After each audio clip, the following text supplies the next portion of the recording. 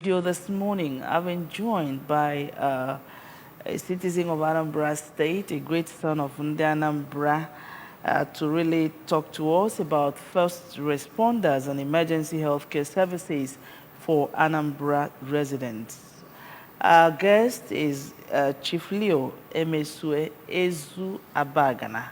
He's a software engineer with expertise in disaster recovery, software designs, architecture, and networking. He's also the MD of Megavox Group, including Megavox Pharmaceuticals and Megavox Foundation for Youth and Megavox Farms. A lot on your hand.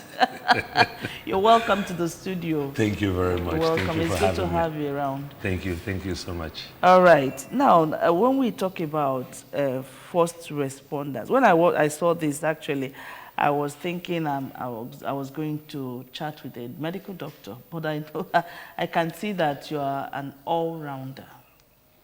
The truth of the matter is that I'm no medical doctor, but I come from a healthcare family. Okay. So it's in our line of business.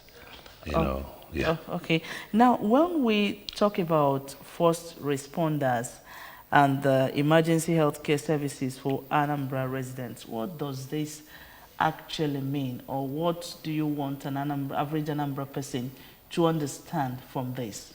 When we talk about first responders in the emergency healthcare services, we are talking about the first line of defense when it comes to healthcare. I'll give you an example. If we're walking down the street and we run into somebody that just fainted, what is the first thing that the citizens around should do for that particular individual? The right approach would be to immediately call the hotline for emergency services.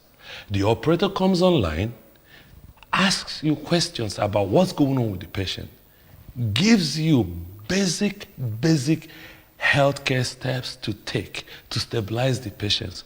While that is happening, the operator should also immediately dispatch an ambulance. You see, in our culture here, when we talk about ambulance, people start thinking conveying corpse to the mortuary or... No. Ambulance is actually for saving lives. We should have these ambulances in several locations that in the event of an emergency, the citizens, the minute someone calls the operator gives instructions on what to be done for the patient, dispatches the ambulance gets there. Usually the one closest to the scene. Exactly. Usually, once the call goes out, most of the ambulances, wherever they are, because you don't know if there is traffic on the road or anything, any nearby ambulance answers the call.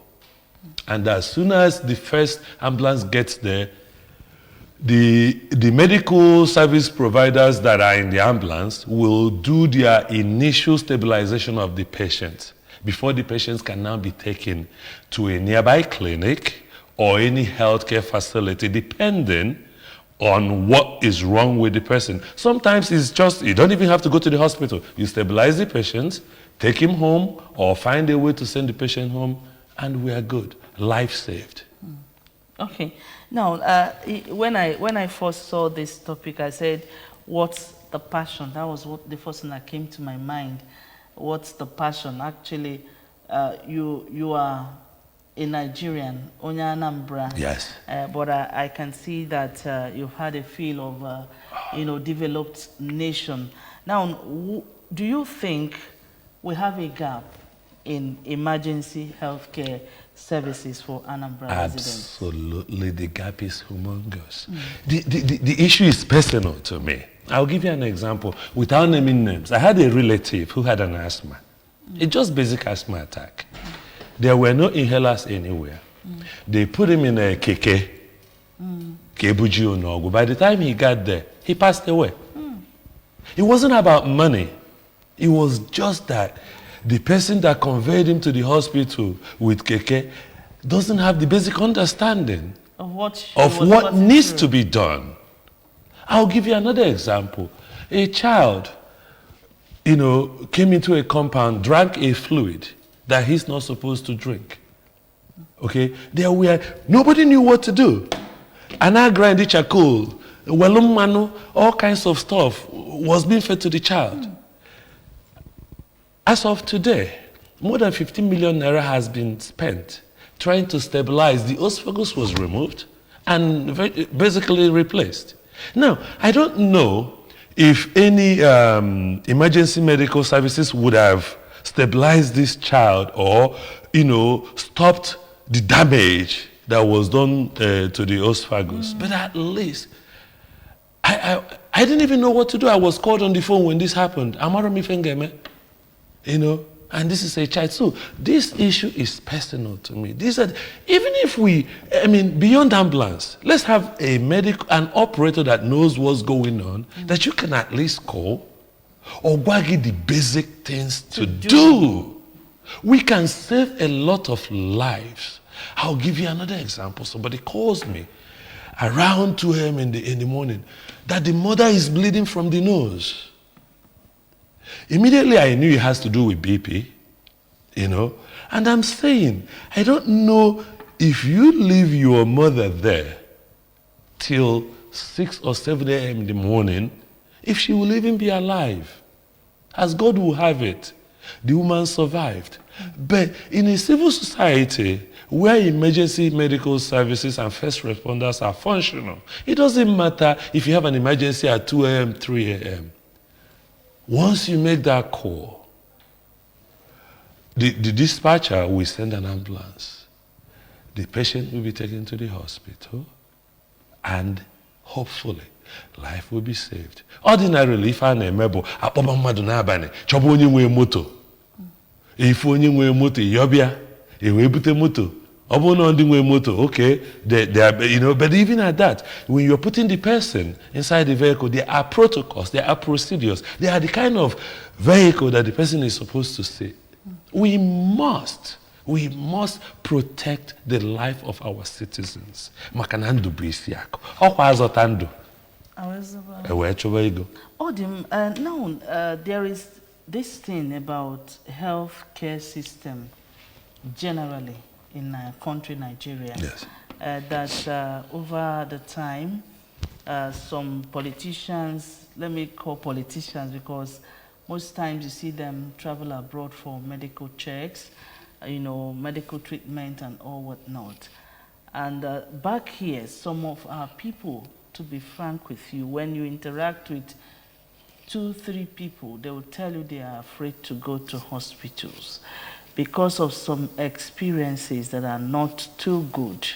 Now, since we've not gotten it right with hospitals in this nation, do you think there is a possibility of, having in place first responders? Ndị Igbo si na emetaro kavunevune di otu akede kavunevune yade. So you begin to ask yourself this question: the hospital that we know that when something happened to you, okay, like when we are growing up, you are taken to General Hospital. That's the only hospital we know around there. Now we have multiplicity of hospitals here and there, private hospitals everywhere. But yet, we are still having issues with the way our people handle patients.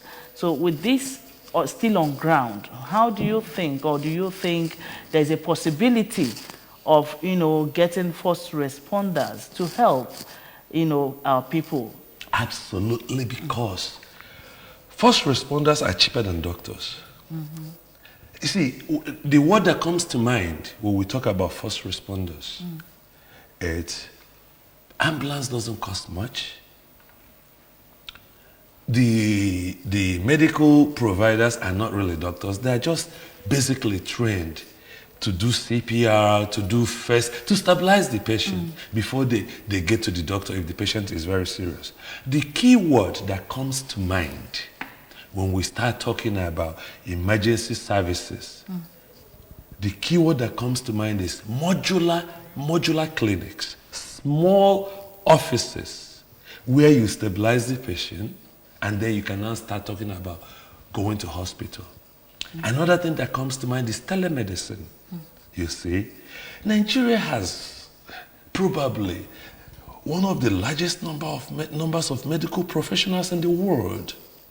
So, most of them are in diaspora.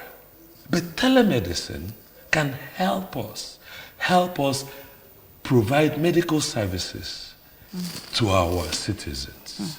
Now, if you now want to go into the bigger picture of what's wrong with our medical hospitals and medical industry in this town, it's a different conversation. But I am going to say something. Most of our doctors overseas, if the government partners with our diaspora doctors in the area that I just talked about, telemedicine, modular clinics, we may not even need to spend so much money to actually fine-tune and enhance the medical services that our citizens are provided. In all honesty, if we start doing this, those clinics that do not do well will have a serious competitors, and if they don't brush up, they will be out of business. So it is important that we start doing this now to create a competitive environment where proper medical services are provided to our citizens. Beyond that, you start talking about building new hospitals. I don't know. I know that Dr. Godwin Maduka, if you remember, have a 17-story building that he wanted to use to have the best medical hospital. Exactly.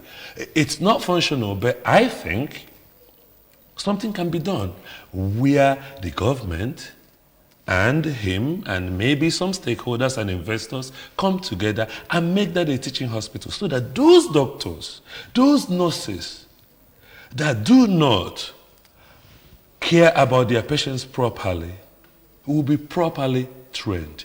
Beyond that, another problem that we have is digitalization of hospital records, medical records. If you don't have any hospital, if you go to a clinic or a doctor's office and the doctor doesn't know anything about what's going on with you, sometimes even the doctors that they've gone to before will refuse to release their medical records to another doctor because they are not coming back to him again or her again or their clinic, which is wrong. These are the things that we need to probably, the government need to look into to allow, digital or not, medical records must be readily available to the patient, the owner of the record, as well as any other doctor that needs to look into what's going on with the patient.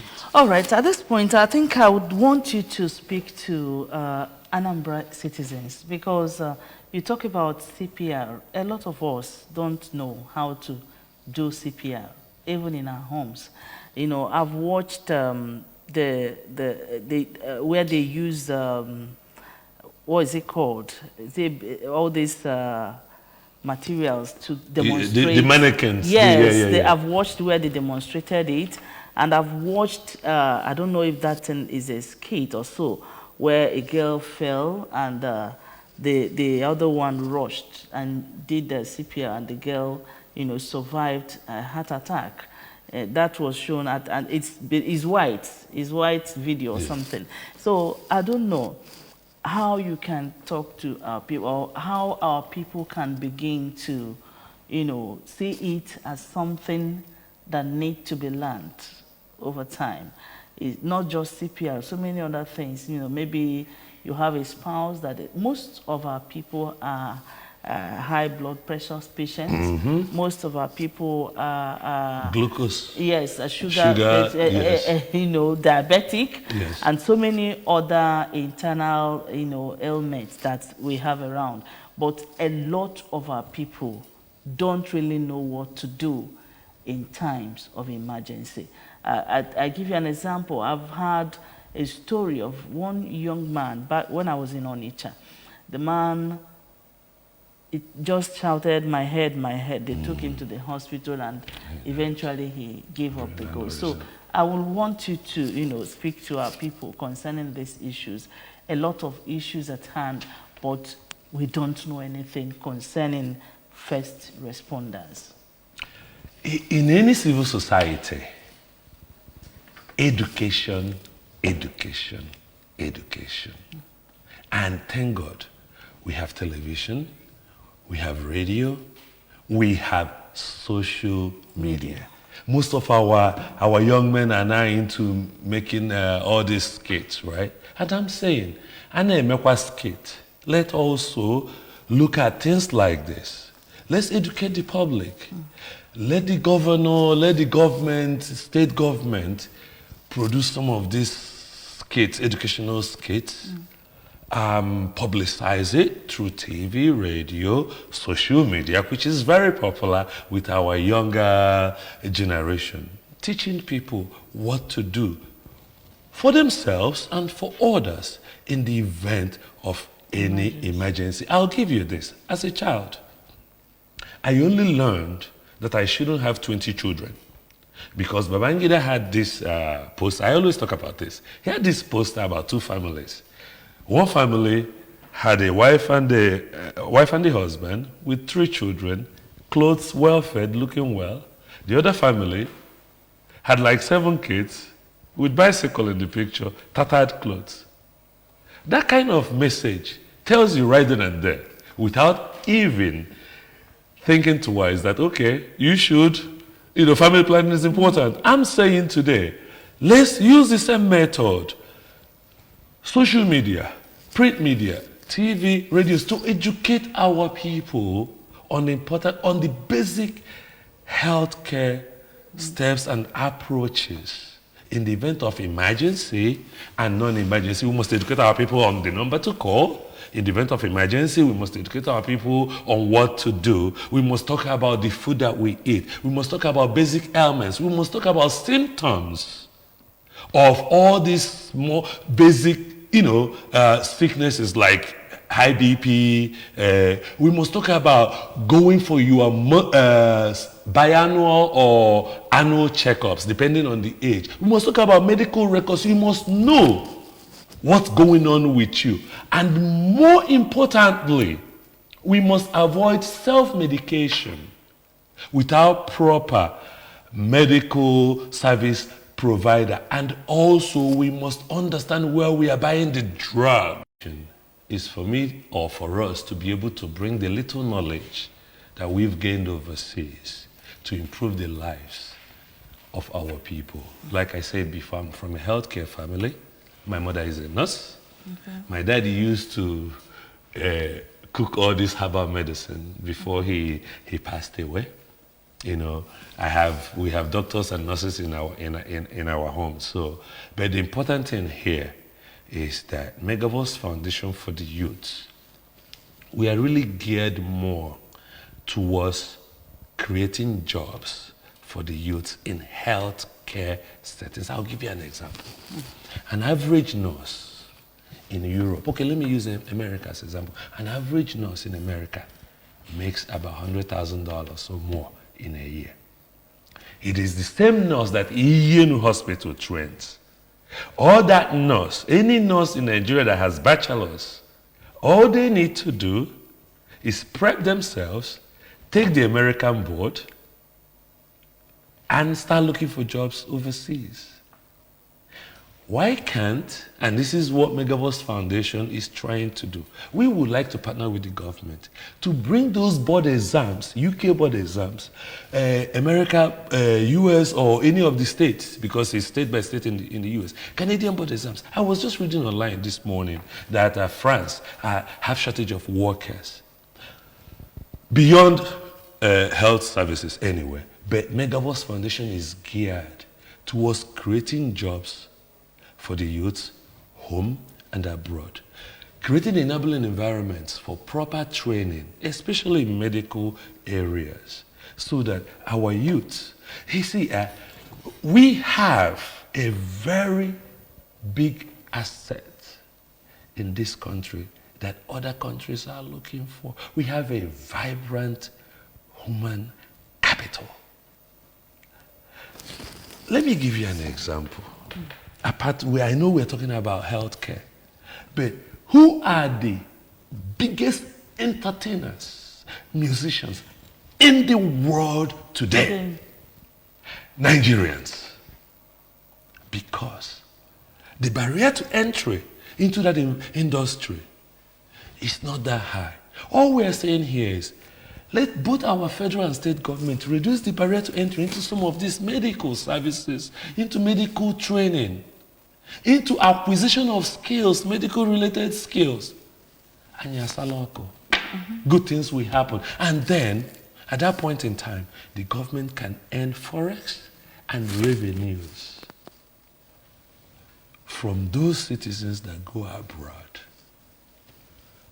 to offer their services or to work. Cuba does it. Cuba is the highest export of medical doctors. As at the time I knew of the data, I don't know if another country has surpassed them. You know. Yes. Okay. The program is Good Morning Anambra. We're talking first responders and emergency healthcare services for Anambra residents. And in the studio, I have Chief Leo Emesue Ezu Abagana speaking to us this morning, trying to let us know what is obtainable in foreign lands that made them to last longer, or small things that should be avoided, properly avoided. We take a short break here. The program returns after now. Do join us again. Imagine lovely meals you can cook with these ingredients. You spend heavily, but no guarantee of a tasty meal. Not making a right choice of seasoning cube can ruin your meal, money, and confidence. For a tasty meal, do not compromise. Choose Gold. Use Terra Gold for the rich, consistent taste your loved ones crave for. Good for soups, stews, and jollof. Terra Gold. One cube, endless possibilities. In a world hungry for goodness,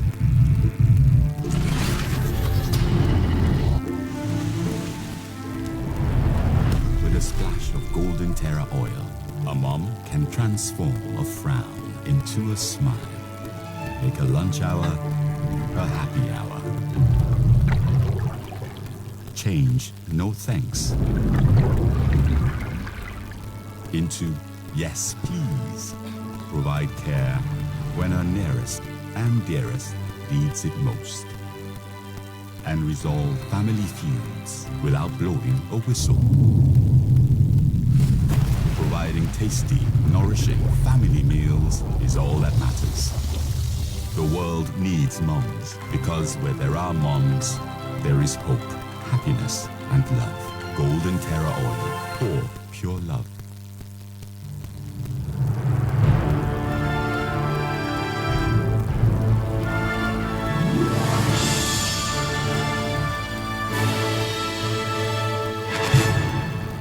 Terra Cube is available in beef, chicken, jollof, and shrimp flavors at attractive prices of 50, 100, 200, and 500 naira.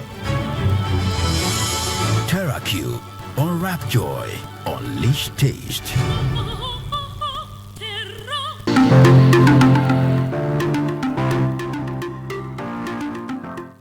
The attitude of Nigerians to emergency situations, especially when it comes to, I want to take a case of road accidents.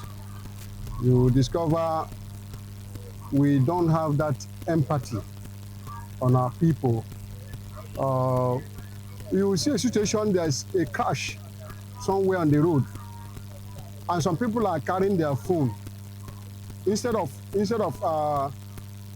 putting a helping hand to save the soul first and see how we can arrange and take the person, the victim, to a nearby hospital for immediate attention. You see somebody will be carrying his phone, start filming what he's filming, and then even, I said we don't have that empathy. You will see a situation too that some people will be there to ready to help. My brother and my sister who has a vehicle will not like to dispose his vehicle for such assistance. Our attitude should change. when it comes to helping one another. And you also discover the society also do not make it better. What am I trying to say here now? Some people will also say, I beg, let me know if you have put on, and I will not go and answer what I don't know. This attitude, this kind of things make people to stay away from helping. When there are medical emergencies, we find it that very prevalent that people mostly make use of their phones, other than finding the easiest medical way or a safety procedure to ensure that things are taken care of. So you can see this on Facebook, on TikTok. Before people get to call the medical centers or ambulance to carry out their functions, they first start making videos, posting online, and this has caused a lot of harm than good. So currently, I think for this problem, the only thing to do is maybe to do a bit sort of enlightenment on Nigerians and the world generally. The first thing you should do is to sit them at the place, try to have conversation with them and to know how they feel at that particular moment. Before, if they're responding to what you're asking them, is to rush them to the hospital. Why people don't react on emergency is not any other thing than, as in the problem we have is from the doctors or the hospital. Because reason, I might have the mind or even the zeal to take somebody to hospital. When you get there, the challenges you will face scare people away from doing what they're supposed to do at the moment. But you didn't need to ask who is this or where is it from. You need to take care of that person's life, save the life first before anything said. We should be our brother's keeper in every situation. When you see an emergency, please, if you have a car, why don't you at that minute donate your car for one little assistance? Let's convert that victim to maybe a nearby hospital. Then you that is filming to report or to say whatever, to publicize in your social media or whatever what you are just saying. Oh, that is fine, good, that is okay. But apart from that, what else? Why don't you, maybe there's a case I was trying to cite is, I was traveling to Akwa Ibom State, at Ikotebeni. There's an accident that happened. I was coming from the back angle of it, and then everybody, you see, crowd was gathering, and this man was in the motor had just pressed him, and he was bleeding from the neck. It's just a question of put your hand and bend his head straight, and the bleeding will stop. Everybody was there, nobody. Until the motor had to come, I have to come out, and this is the only situation. So I have to put my hand that the bleeding stopped, and we are forcing the motor open to bring out the man. That, I think, I don't know the case now, must have same situation. If the blood has wasted away, who knows what will happen?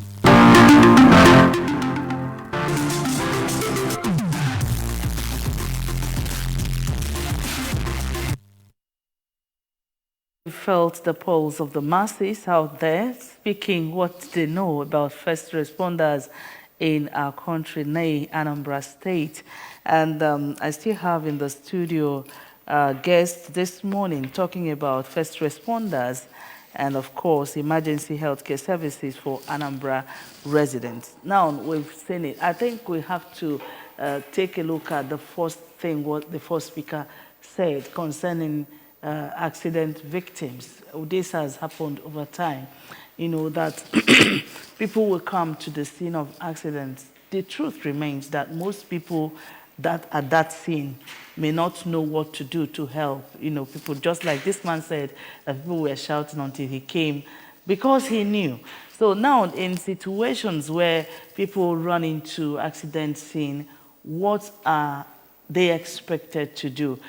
Is it just to be there shouting, or just to be there filming people that got wounded and stuff like that? So what's your suggestion concerning when you come across accident scene, what do you do to help?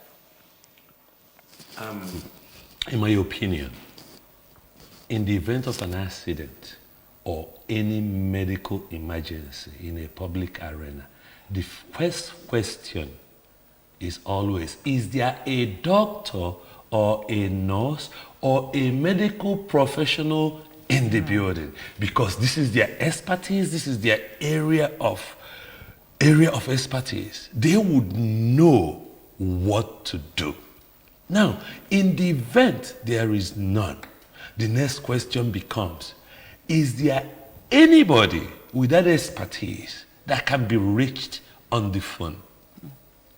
Because the minute you reach a medical professional on the phone, and the reason why we're having this conversation is because there is no emergency medical services in place today. Because if there is, the first thing you do is you call the operator. The operator tells you what to do. The operator gives you even the nearest medical center in the area, tells you where to go. If the ambulance is not forthcoming, the operator tells you how to stabilize the patient. If the operator doesn't know how to, they will link you up with a doctor immediately. The doctor tells you exactly what to do. So, but as of today, we don't have all those things. So the first thing to do, onwalo doctor no eba, onwalo nurse no eba. Okay, we don't have any. Start making calls. Who do we call? Now, I will advise our citizens, if you can afford it, make sure you have a medical insurance. Make sure you carry the card with you. Make sure you carry an emergency card in your wallet or in your pocket or anywhere. In the event of emergency, you need a number that needs to be called. And that number, be it your wife, be it your sister, be it your brother, be it your next of kin, knows your medical history. Until we get to a situation where these things are readily available without having to rely on our fellow citizens or next of kin. This is the most important thing. So, in the event of an accident, we are looking through the pockets of the individual. Gently, gently. Do not move them until you know what you're doing. Please, if you do not know what to do, do not touch the person, because you could make the matter worse. Moving a patient or moving someone in that kind of scenario could even kill the person. Unless if you know what you are doing. But you could gently look through their pockets, find out if they have any medical records. Let the state government, let the federal government get involved. Let's make sure we have our phones. Let's put it as part of our phone services. That if I look through your phone, I will find out the records or whatever that needs, or the number to call in the event of emergency or medical emergency.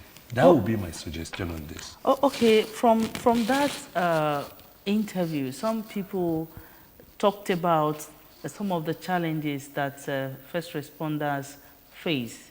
Like one man talked about when you take somebody to the hospital, the hospital may detain you, but they may want you to bring money for treatment and all whatnot. And do we talk about a situation where somebody, a bullet wound will be taken to the hospital, and the person will be bleeding profusely, and they will request that you go to get police report before treatment will commence. So can we talk about some of the challenges that these first responders could face? A trained first responder would know what to do, and the law of the land should protect them from any consequences in the event that the person they came to save does not make it. Secondly, police has no business in medical issues at all. The doctors, the professionals should be allowed to do their job. If the law of the land doesn't permit this now, then we must immediately change that. Then let's talk about money. Because if you bring a patient to the hospital, a private hospital, the doctor, the owner of the hospital, before they can provide those medical services to the patient, needs to make sure that they will be paid, because the drugs, the facility, the workers there are being paid from his personal pocket.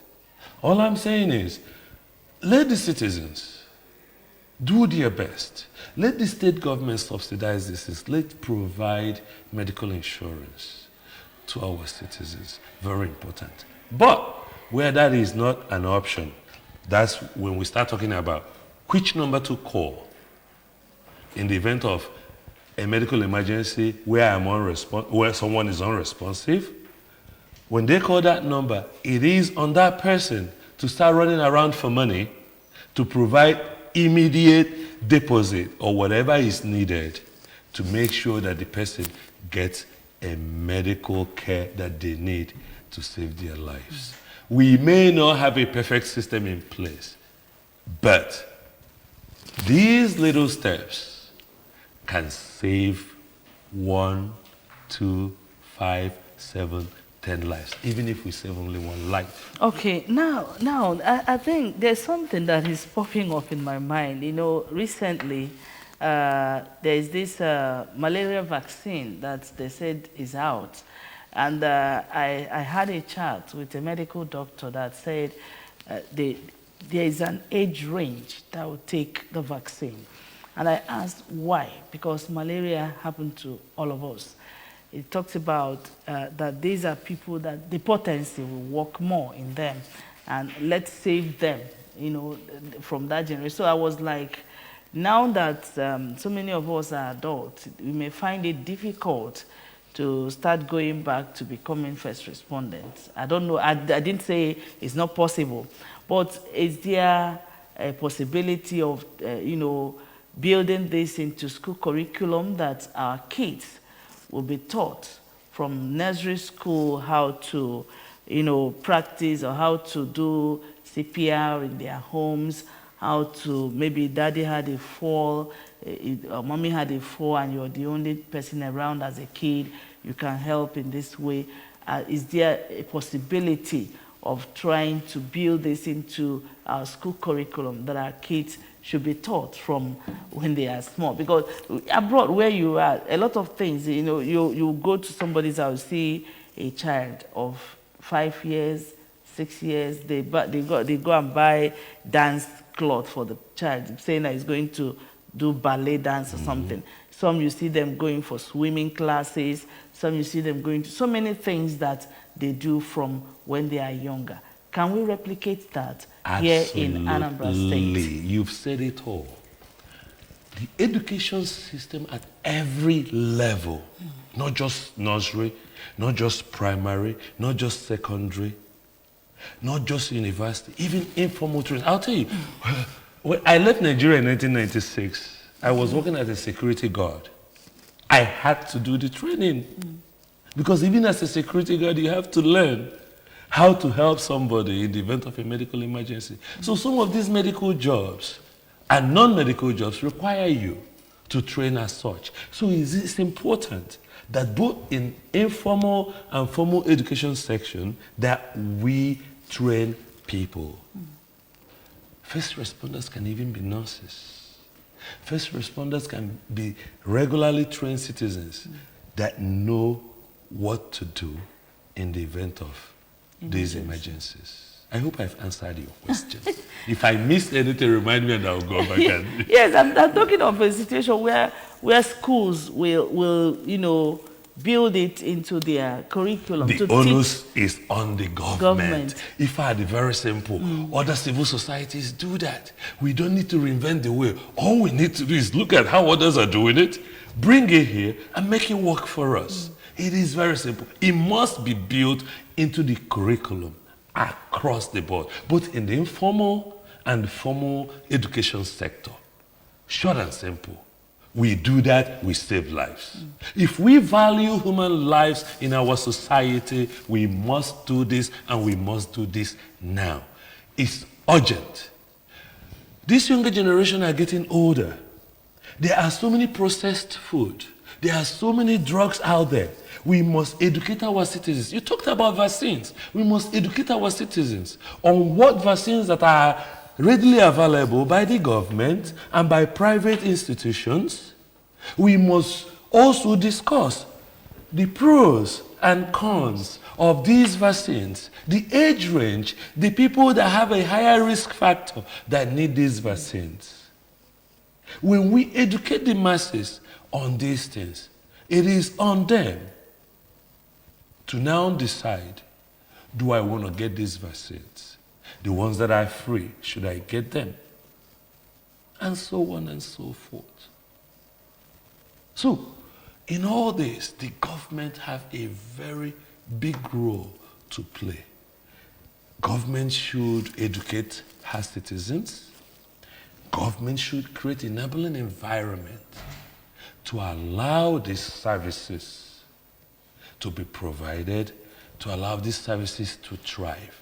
But government has no business being in business because we've tried that and it doesn't work. All right. I don't know what are the benefits. What do we stand to gain when we achieve these first responders and emergency health care services for Anambra residents? I don't know. Tell us the gains that are there. It is a first step to building a top-notch medical services in our state. And if we pull it off, other states, we look at the model and duplicate it across Nigeria. Today, most of us go overseas for medical emergencies. If we achieve this as the first step, then the next step would be building a world-class medical centers, both modular and big hospitals to service our people. And the key here is the human life must be preserved at all costs. And you know why? Because we can buy a cow at the market. If I kill your cow, I'll buy another. Human beings, You can't buy another. you can't. But with the situation on ground in our country today, I don't know. The issue of why I'm saying this is because you talk about human lives. The way things are today, the kidnappings, the killings, and all whatnot. And of course, the attitude of people. Don't you think we have a lot of work has to be done, especially in the mind, psyche of people, mental health of our people, before we'll be able to get at first responder, get people that will do this job and do it well as humans. I'm glad you brought that up because part of the challenges, and I will say this, part of the challenges that we have today is spiritual issues. Somebody is sick, they start running to their GO. I agree. I agree. Go to your GO. But before you go to your GO, also check if what's happening to you also has some physical symptoms. While you are pursuing it spiritually, also get some medical treatment for God's sake, because you need both. The GOs, the spiritual leaders, please encourage your followers to go to their doctors while seeking for miracles from God. Now, you talk about insecurity in our state. It's appalling. Growing up as an Igbo man, I used to believe in the specialness. For lack of a better vocabulary, I used to think that we are different, that we are special, that we are the God-chosen people, for lack of a better. I used to think there is something about Igbos or Anambras that is unique. Looking at what's happening to our dear state now, we need a lot of education. We need to go back to our roots and figure out what our ancestors, what our fathers held so dear. And one of those things be seen to. Once you start talking and life is involved, everything becomes secondary until that issue of life is resolved. This is who we are as a people, and we must go back. And when we talk about going back, we are not saying let's go back to doing things that like killing of twins. No. There were things that our fathers that held dear that are important. Beautiful values. Yes, those are the things that we're talking about. We are not saying let us go back to the era of Ewapa and climbing trees. That's not what we're saying. Anybody that says that, we value humans. Exactly. All right. Okay. Yes. I think that's the much we can take. That's the much time could allow us on the program. Good morning, Anambra show for today. We'd like to thank our guests in no small measure, Chief Leo Emesue Ezu Abagana, a software engineer with expertise in disaster recovery, is also into Megafox Pharmaceuticals, the Megafox Foundation for Youth. Thank you so much for your time this morning.